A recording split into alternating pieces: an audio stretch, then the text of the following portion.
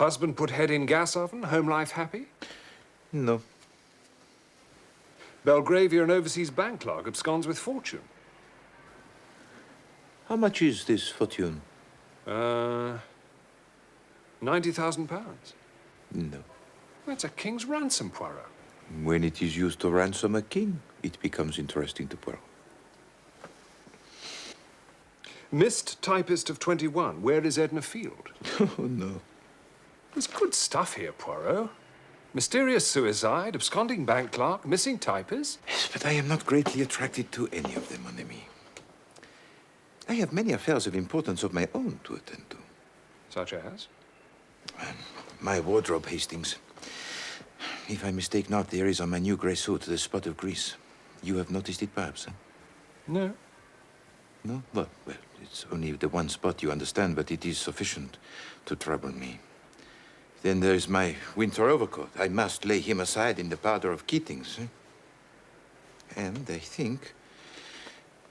Yes, I think the moment is ripe for the trimming of the moustache. Also the pomading. There's a lady to see you, Mr. Poirot. A lady? A client. Her name's Mrs. Todd. Unless the affair is one of national importance, I touch it not. I couldn't say, sir. Shall I ask her? Yeah, no, Miss Lemon. Show Mrs. Todd in. We shall judge for ourselves, eh, Hastings? Oh, yes, yes. Mrs. Todd. Doesn't sound as if she's nationally important.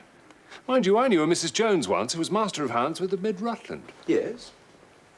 No, that's all. Funny woman. Mrs. Todd, sir. Thank you. Oh, are you Mr. Poirot? I am Hercule Poirot? Yes, madam. Oh, you're not a bit how I thought you'd be. Did you pay for that bit in the paper saying what a clever detective you were, or did they put it in themselves? Madame. Oh, I'm sorry, I'm sure. But you know what newspapers are like nowadays. Nothing but puff. But no offense taken, I hope. I'll tell you what I want you to do for me. I want you to find my cook. I fear you are making a mistake, madame. Hercule Poirot is a private detective. I know that. Haven't I just told you I want you to find my cook for me? Walked out of the house on Wednesday without so much as by your leave and never came back. I am sorry, madame, but I do not touch that particular kind of business. I wish you good day. So that's it, is it? Too proud, eh?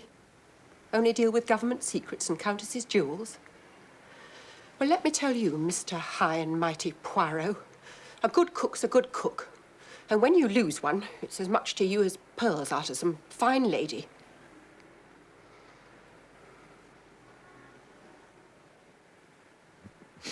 Madame, you are in the right and I am in the wrong. Your remarks are just and intelligent. This case will be a novelty, Hastings. Never before have we hunted a missing domestique. Truly, here is the problem of national importance. En avant. Where do you reside, Mrs. Todd? 88 Prince Albert Road, Clapham.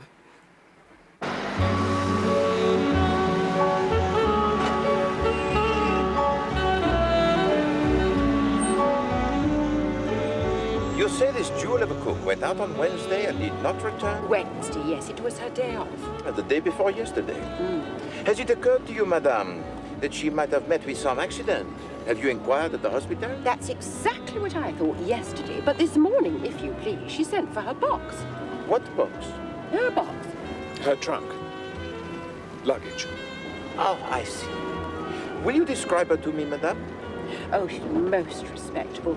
10 years in her last place. Middle-aged, grey-haired, thin. And her name? Dunn. Eliza Dunn. This is Clapham. There's the Common.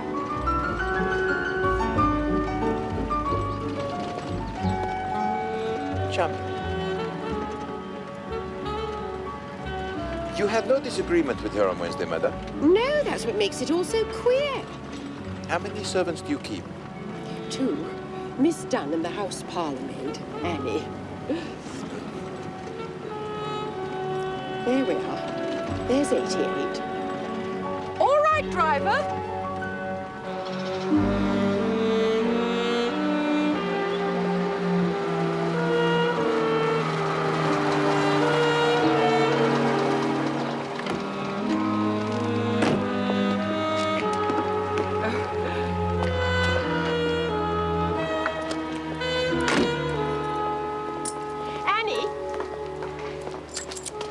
Hastings, my friend, promise me one thing. What's that, Poirot? Never, but never must Chief Inspector Japp hear that I investigated such a case. Marvel's the word, old boy.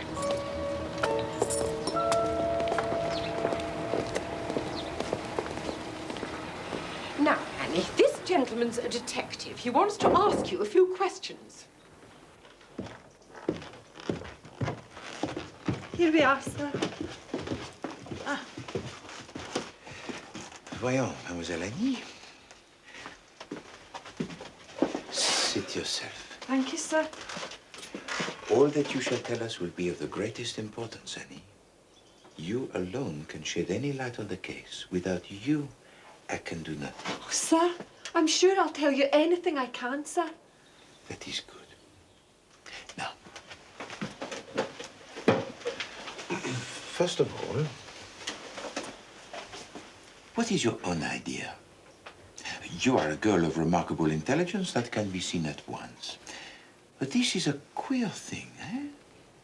What is your own explanation of Eliza's disappearance?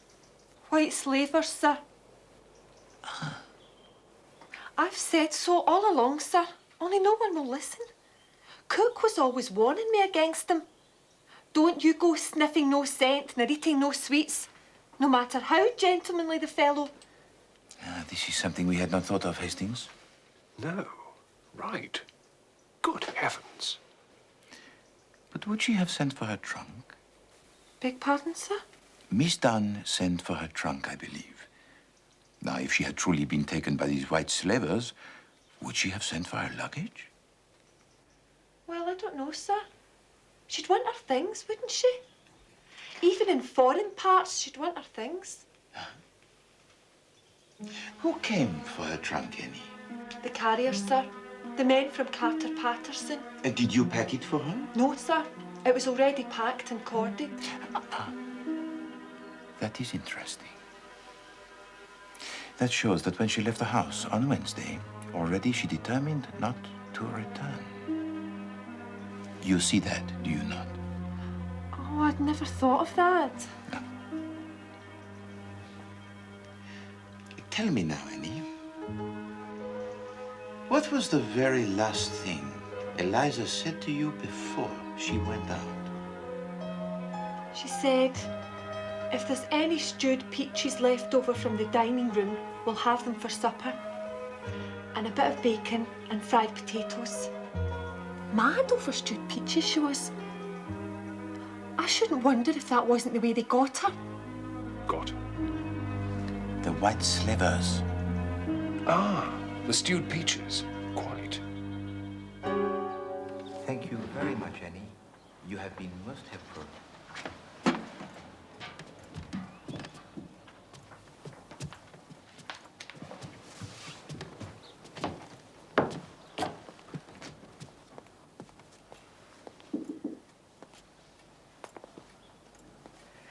Was she saying things about me?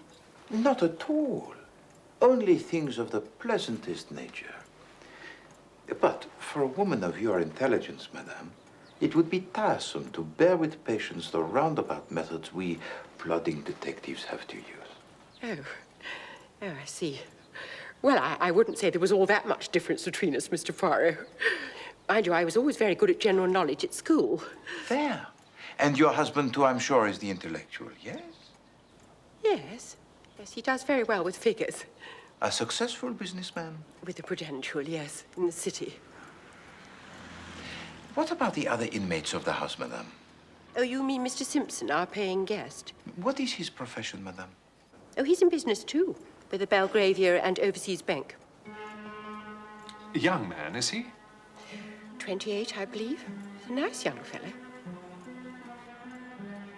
Well, they'll both be in at about 6 if you want to see them. An excellent suggestion, madame. Well, my colleague and I will take a turn on your famous common for 1 hour.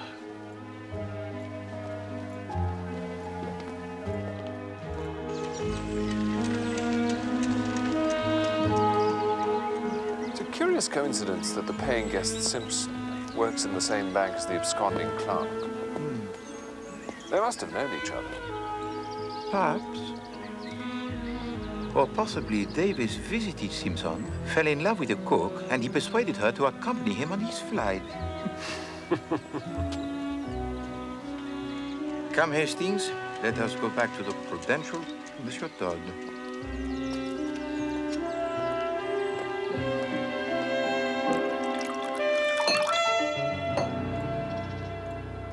I've heard of you, Mr. Poirot, haven't I? It's possible, Monsieur Todd. Oh, yes.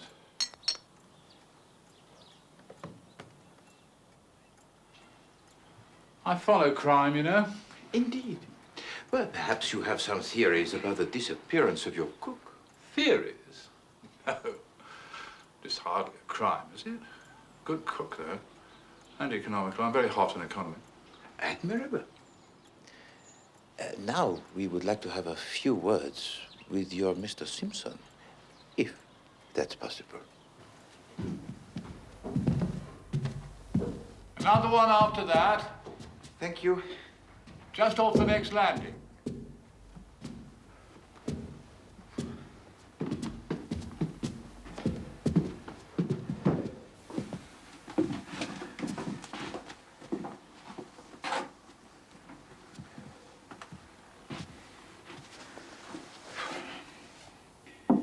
Mr. Simpson?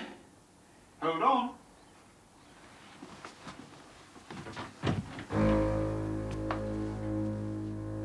Yes. Mr. Simpson, my name is Poirot. Hercule Poirot. Oh, yes. May we have a moment of your so valuable time? Certainly. Come in. Thank you.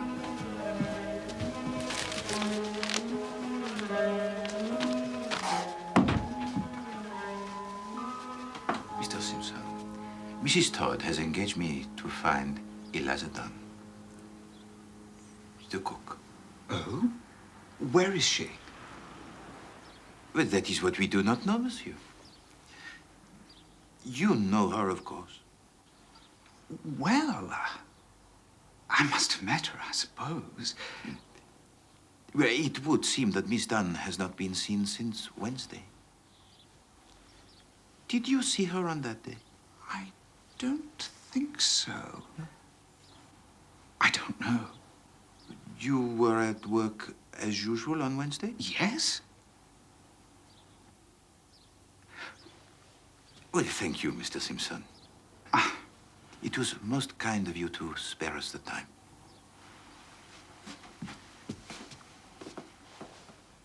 Tell me, Mr. Simpson, what does a young fellow find to do around here of an evening, huh?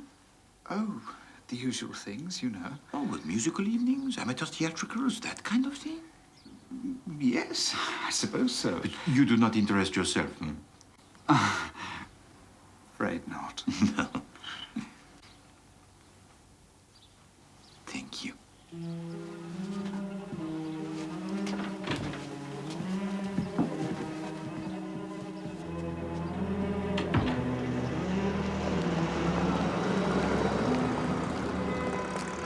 I think that husband's got something to do with it. To do with the missing cook? There's something about him I don't trust. Merely because a man does not offer you a drink, Hastings, does not mean that he is necessarily guilty of other crimes. Well, there doesn't seem to be any crime at all, as far as I can see. No, it is a curious case, full of contradictory features. I am interested. Oh, yes. I am distinctly interested.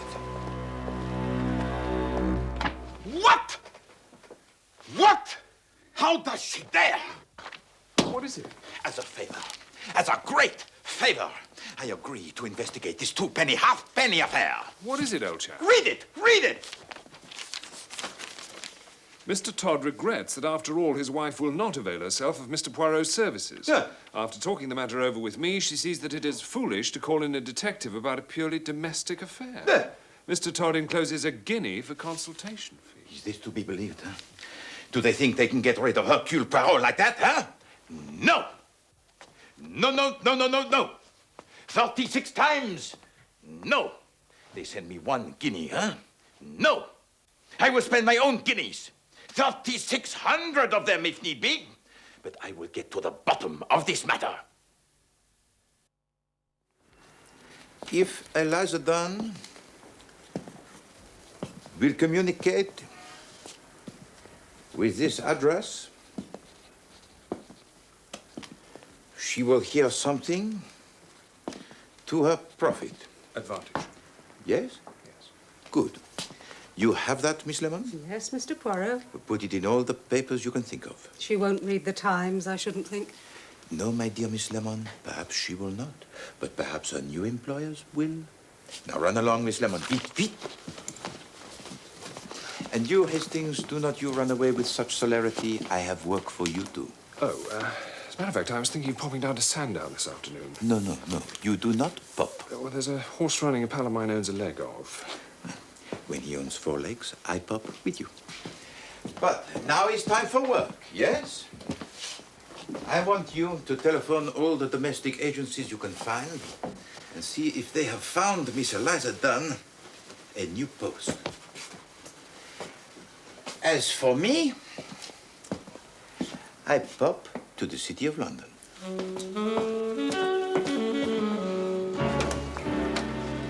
And Mr. Simpson was at work as usual on Wednesday? Oh, yes, Mr. Simpson is an excellent timekeeper. Though, to tell the truth, he was absent on Thursday with a cold. You have been most helpful, Mr. Cameron. Thank you. Glad to be of assistance.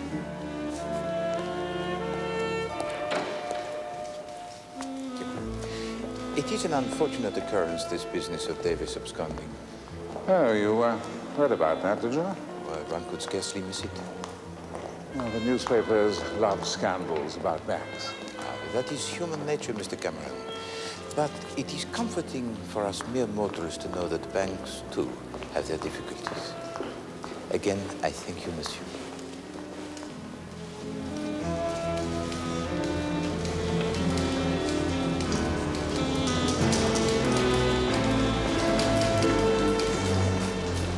Chief Inspector Jack, I wonder if I might ask you a few questions. You and Davis are friends, I believe, Mr. Simpson. That's right. I can't believe this of him. There must be some mistake. If I told you, sir, the number of times I've heard that said. If you had to hazard a conjecture, Mr. Simpson, as to where Davis might go if he wanted to hide, where would you say? I don't know. He was fond of Broadstairs. Yes, I was thinking of somewhere a little more exotic than that, sir. Foreign parts, even. Oh, I don't think he's ever been abroad. You were at work as usual on Wednesday, were you, Mr. Simpson? It's Thursday you want to know about, surely. And I was away on Thursday. No, Mr. Simpson. Although the bonds were found to be missing on Thursday, we believe that they must have been removed from the bank on Wednesday. I was here all day Wednesday. What's up? That man.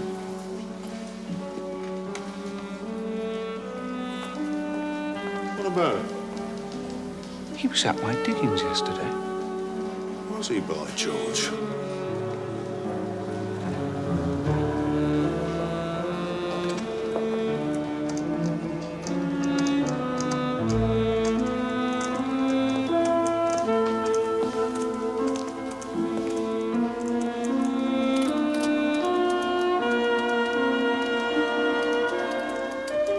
Ah, my dear Chief Inspector Jacques. After the reward, eh, Poirot? Oh, no. No, I am engaged on quite a different case. And what would this different case be, then?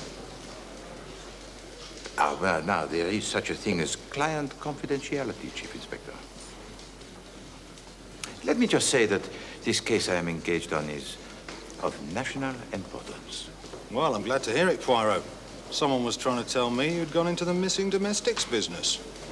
No, I said. Not Poirot, I said. Hard times or not, he wouldn't fall that far.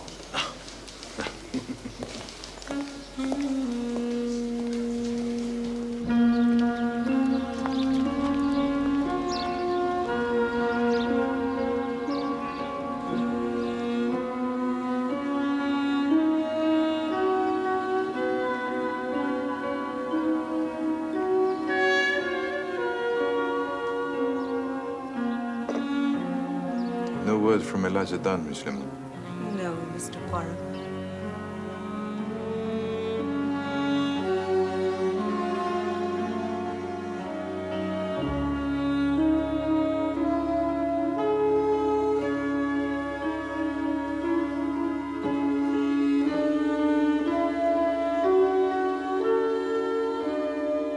Another letter from the Duchess of Wrexham.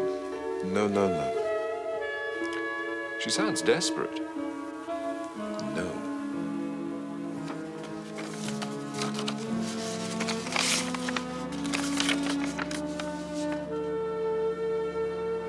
Good heavens.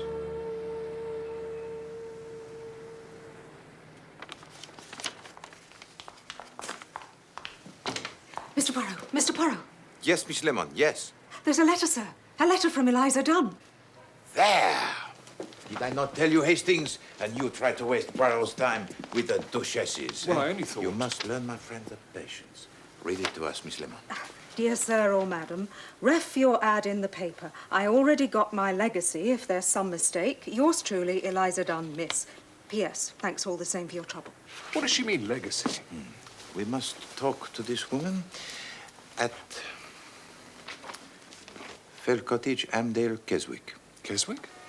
That's Keswick, Mr. Poirot, in the Lake District. Ah, are there trains to this place? Oh, yes. Bon. Come, Hastings. We have a train to catch. But...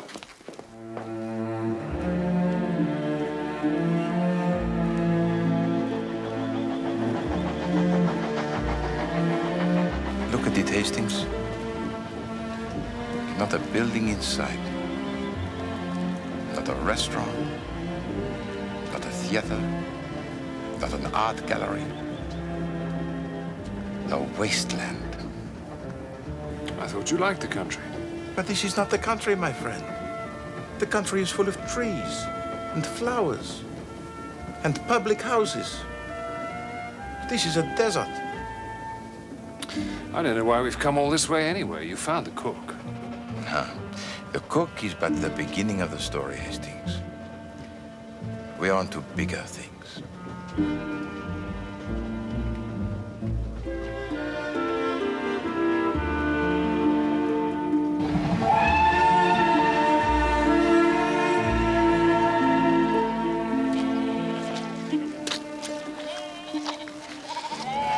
Look at that, Poirot. Look at that view. Yes, well, views are very nice, Hastings. But they should be painted for us so that we may study them in the warmth and comfort of our own homes.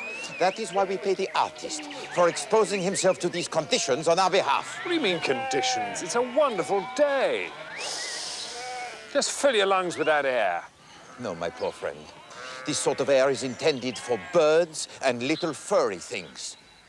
The lungs of Hercule Poirot demand something more substantial. The good air of the town. Fell Cottage, I perceive.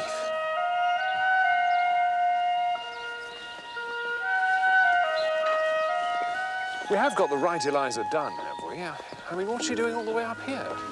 That is what we are here to find out.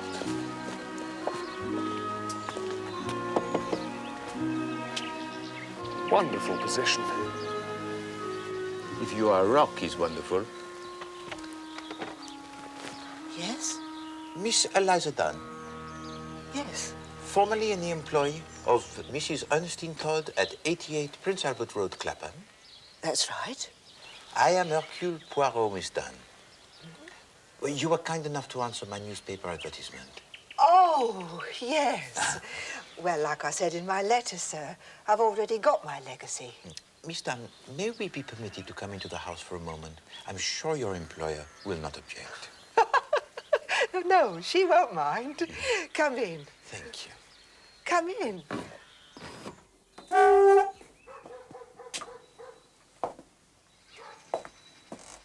The reason I laughed, sir, I'm sorry, is I don't have no employer, see?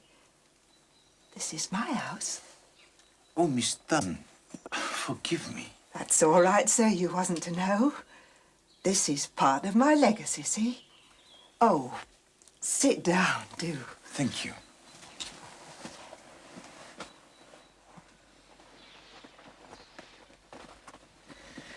Now, Miss Dunn, you have mentioned your legacy, but Captain Hastings and I, we know nothing of this. What was the ad then? Your late mistress, Mrs. Todd, was much concerned about you. She feared some accident might have befallen you. But didn't she get my letter? No, she got no letter. She got no word of any kind. Oh, dear, sir. I gave the letter to Mr. Crotchet. I said most particular he was to give it to Mrs. Todd. Oh, dear. Well, perhaps you would recount to Captain Hastings and me the whole story? Well, Wednesdays is my day out. And it was last Wednesday that it all started like. The stone which the builders rejected, the same has become the head of the corner.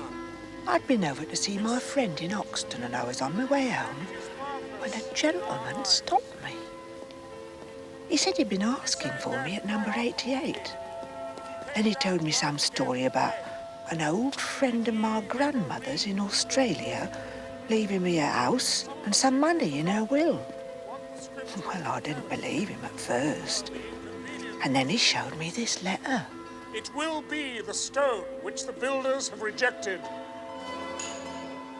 Who was these lawyers? Hurst and Crotchet, 127 Wentworth Way, Melbourne.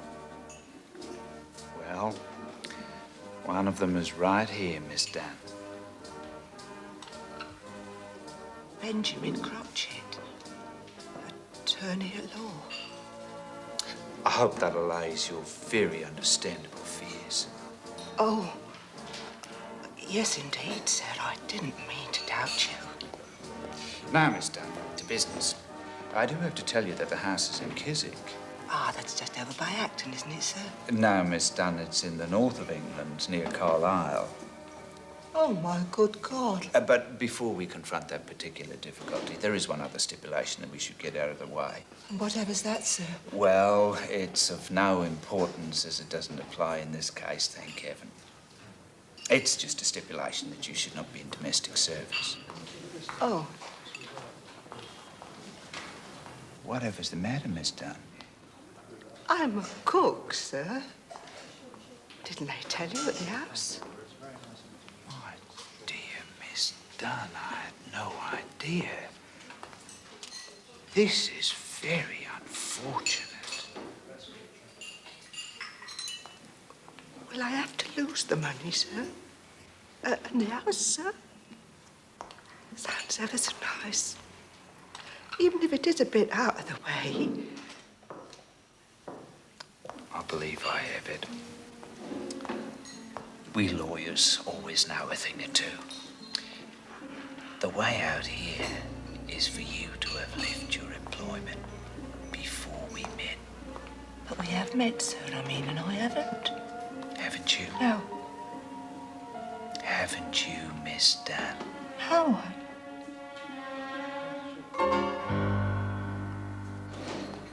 Oh, I see. Yes. You left your employment this morning, did you not, before we met? Yes. I remember now. I did, as a matter of fact. There. Now, it is imperative imperative that you take possession of the house by noon tomorrow. In order to do that, you must catch the night train from King's Cross. Oh. Go along, Miss Dunn. I can advance you £10 or so for the fare, and you can write a note to your employer at the station, which I shall personally deliver for you and explain everything. And was everything as Mr. Cratchit had said? Oh, yes, and more, sir. Now, what about your luggage? All the things you had left at 88 Prince Albert Road. Oh, well, Mr. Cratchit sent them on, like he said he would, but they was all done up in brown paper, like. I don't know. I suppose Mrs. Todd was angry with me and grudged me my bit of luck and wouldn't let him have my box. But Annie said the trunk was... Later, my friend. Later. But there, you said she never got my letter. Hmm? Well, I can't say as I blame her. I see. Well, thank you, mademoiselle. Oh. There had been, as you say, a little muddle about your trunk, which I will straighten out with Mrs. Todd, if you will permit. Oh, thank you very much, sir. Come, Hastings. We must return to London with all possible speed.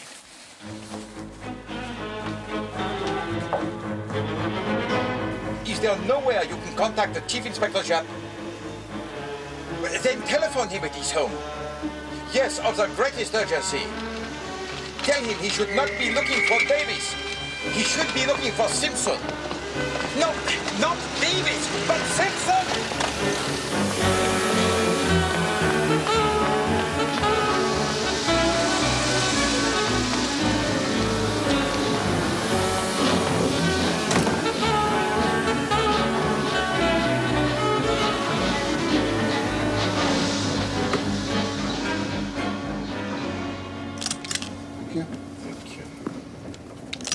Thank you very much.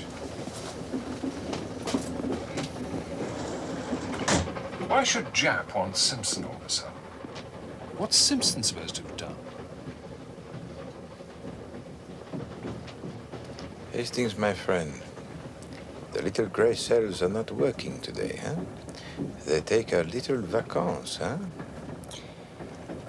It's to do with this Eliza, isn't it? No. We have moved beyond the petty sphere of cooks from Clapham, Hastings. Then it's something to do with this Australian fellow. There is no Australian fellow. Yes, there is. She told us about him.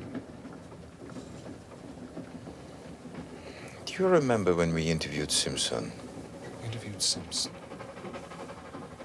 No. In his little room at the house in Clapham. Oh, right, the lodger, yes. Do you remember I asked him if he took an interest in amateur theatricals? Yes, I do, as a matter of fact. Why do you think I asked him that? Why? Well, making conversation, I suppose. I asked him that because he had recently been wearing a false beard. He had a tiny trace of gum arabic in his, what do you call it here? Sideburn. Sideburn, yes. Do you see? Oh, right, yes. Bon.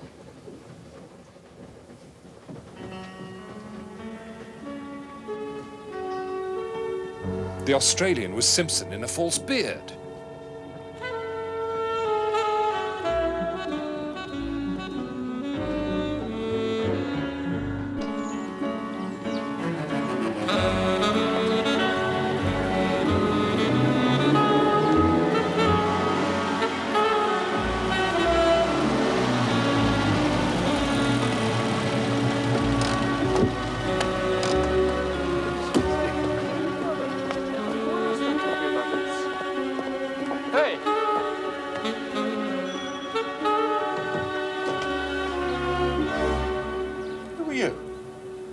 I am Hercule Poirot. Who are you? Sarge, there's some French gent at the door. No, no, no, no, no. I am not some French gent. I am some Belgian gent. Well, well, well, and if it isn't Mr. Poirot? It is. Is the lady of the house in? The Chief Inspector's here. Mr. Poirot! Ah, Mrs. Todd, good I don't know how you have the impertinence to show your face here again. But, Mrs. Todd... You were paid off, Mr. Poirot. You were paid off handsomely. Well... And then look at this. We've got policemen crawling all over the house. You're not too popular in Clapham this morning, Poirot. Bit of a wild goose chase, this. As far as we can ascertain, this Mr. Simpson of yours is a perfectly respectable young bank employee who happens to have gone home to his family. We have the Shropshire Constabulary checking that at the moment. I only wanted to ask... No. Well, perhaps you'd be interested to know... No, I wouldn't. Good day, Mr. Poirot. Poirot?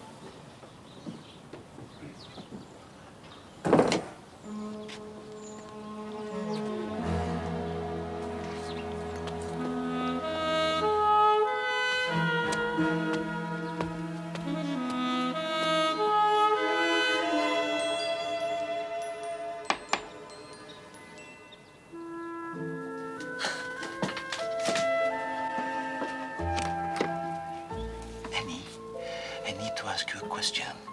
Can you help me? I'll try, sir. Last Friday, the Qatar Patterson came to collect Eliza's trunk, yes? Her box? Yes, sir. You were here when he came? Oh, yes, sir. I had to show them up to Eliza's room for them to take it up. Boom. It was ever so heavy, sir. It took 3 of them to get it down the stairs. You all right, sir? Of course. Tell me, Annie, you said her box was already packed. Oh, yes, sir. Packed, locked and corded. Quite a thick rope round it and done up ever so tight. Did it have a label on it? Yes, it did, sir. With an address? Just a name.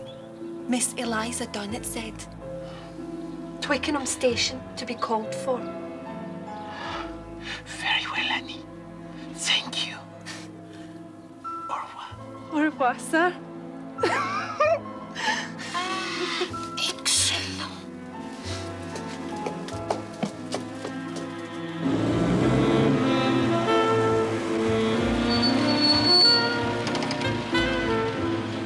Then why would Crotchet want to perpetrate such an elaborate hoax? Ah, that is a very good question, Hastings.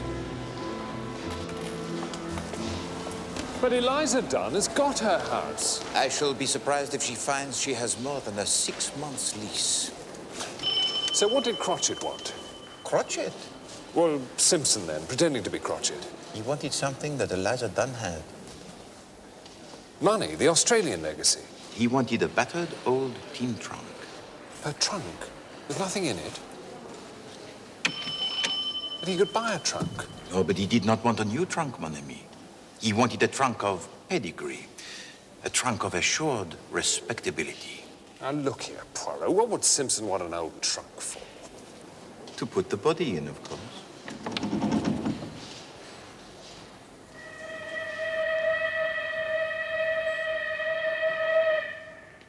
Sent it on to Glasgow, Gov, to await collection there. But how do you know this? You have not consulted your records. I don't need to consult my records, Gov, do I? What do you mean, body? What body? Is he with you? Whose body? I mean to say, there's going to be bodies all over the place. Doucement, Hastings. All will be revealed to you. Can we get on with the business in hand? By all means. I saw to it myself, didn't I? Yesterday morning. Some cove with a beard. Crotchet? You spoke to this man? Of course I spoke to him. Did he give a name? Nah. He just said this Eliza Dunn was his aunt, and she wanted the trunk sent on to Glasgow. And it's gone? You have sent it? Nah. Every Friday, the Southern Railway pays me huge amounts of money, so I won't do that sort of thing. I think he's being sarcastic, Poirot. No. No, Hastings. He is a good man. He is doing the job of great responsibility. Thank you, monsieur. I'll tell you one thing now.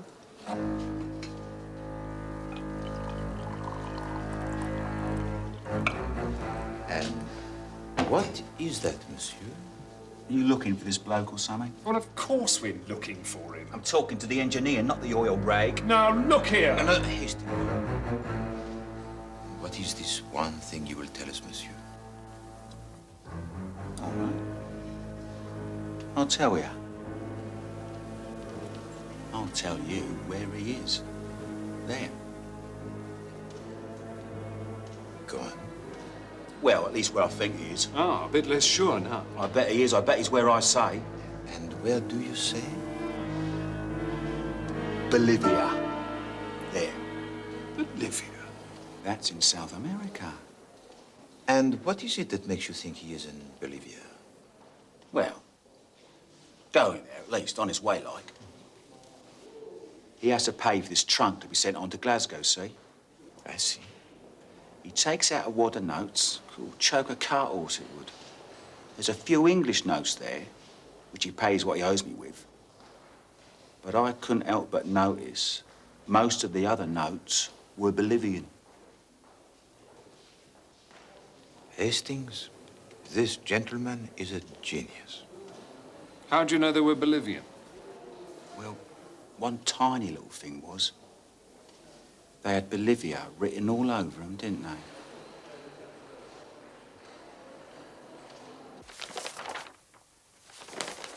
Here we are, this week's savings.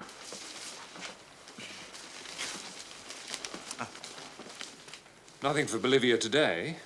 Bolivia is a landlocked country, Hastings. Ah, that explains it then. One sails to Buenos Aires and goes by train from there.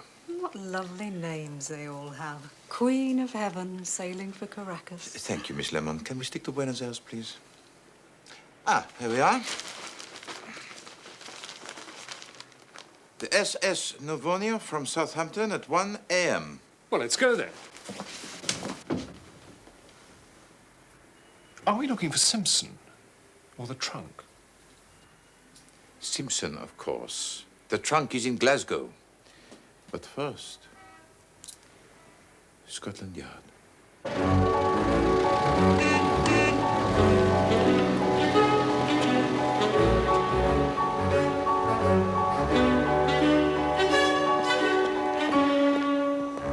And of course, you see some sinister point in all this Arthur Simpson's activities.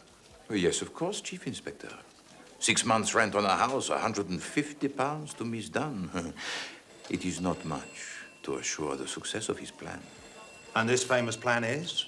I mean, we've heard a lot about it, Mr. Poirot, and I'm sure it's been very entertaining, but... We are wasting time, Chief Inspector. Go on, then. His plan, of course, is to steal £90,000 worth of negotiable securities from the Belgravia and Overseas Bank. No, that's Davis.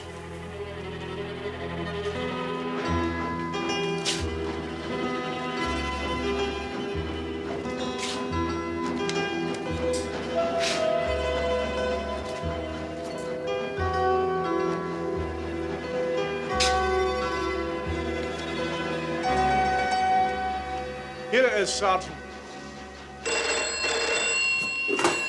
Chief Inspector Japp speaking. Oh, yes, Sergeant. Good. Good. It's Glasgow. They found the trunk. And? What do you mean, and? Have they opened it? Sergeant Hendry, have you opened the trunk? Ah, yes, I see. Apparently they need a warrant up there. Mon Dieu, there is a body in that trunk. A body. Look, Sergeant, there seems to be the possibility there's a body in that trunk. Yes, a dead body. You will? Right, thank you. He thinks that may expedite matters. He's going to ring me back. Now then, what body? Whose body? Davis, of course. This is nonsense, Poirot. Davis stole those securities from the bank. Davis is the one who disappeared the day after. Precisely. You think what Simpson wanted you to think. Listen, Chief Inspector. On Wednesday, Simpson, disguised, decoys away the cook. Now, he has already removed the securities from the bank, but knows that this will not be discovered until Thursday afternoon. Now, he does not go to the bank on Thursday. Instead, he lies in wait for Davis when he comes out to lunch and asks him to come to Clapham with him. Now, it is the maids there. Mrs. Todd is at the shops. There is no one in the house. Simpson kills Davis.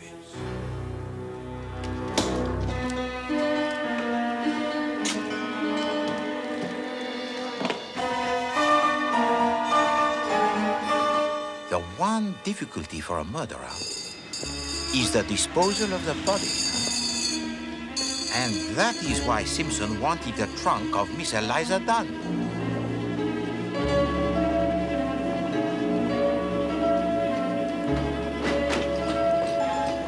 And now, if I am not much mistaken, my friends, it is here we will apprehend our murderer.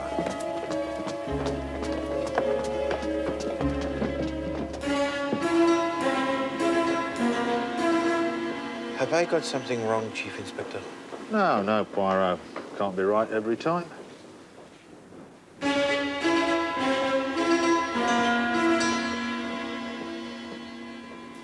Mon Dieu, I am wrong. I am wrong. Officer, where does the Queen of Heaven sail from tonight? Why, from Pier 5, sir, over there. Poirot, where are we going? The Queen of Heaven sails for Caracas tonight. I remember it from the time. Yes, but Caracas isn't in Bolivia, is it? What the porter saw on the banknote was not Bolivia. What was it then? It was Bolivar. And the Bolivar is the unit of currency in Venezuela. Our friend is on his way to Venezuela.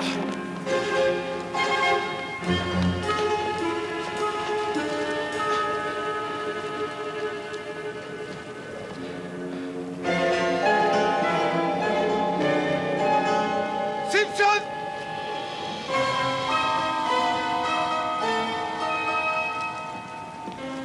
Stop that man!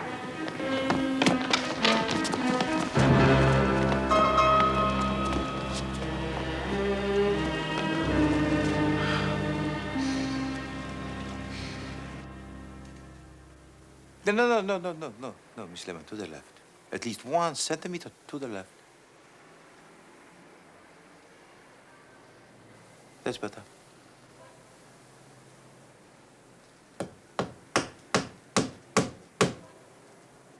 Voila. Is there nothing to which Hercule Poirot cannot turn his finger? Hand.